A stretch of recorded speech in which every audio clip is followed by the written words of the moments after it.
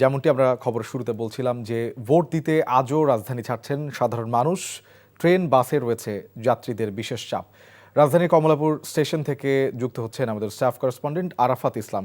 আরাফাত, গতকালকে থেকে যে যাত্রীদের যে চাপ ট্রেনে এবং বাসে, আপনি তো কমলাপুরে আছেন, এই মুহূর্তে সেখানে আসলে ট্রেনের যাত্রীদের চাপ কেমন দেখছেন এবং সেখানকার সার্বিক চিত্র আমাদের একটু জানাবেন।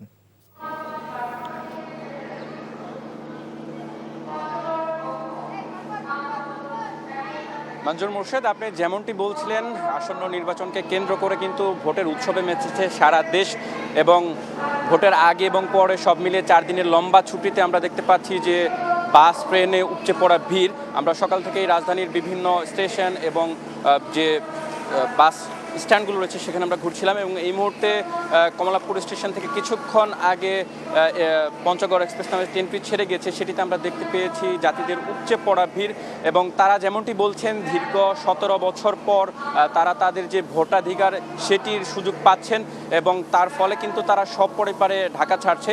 এবং শুধু আজকেই নয়, আমরা যেটি দেখতে পেয়েছি দুদিন আগে থেকেই, সোমবার থেকেই কিন্তু রাজধানী ছাড়ছে মানুষ এবং শেষ মুহূর্তে উপচে পড়া ভিড় আমরা দেখতে পাচ্ছি। এবং এখন পর্যন্ত এই ছিল আমার কাছে কমলাপুর স্টেশন থেকে রাজধানী ছেড়ে যাওয়া মানুষের সবশেষ আপডেট। দর্শক, আমরা রাজধানী কমলাপুর থেকে জানছিলাম ঢাকা ছেড়ে যাওয়া যাত্রীদের খবরাখবর।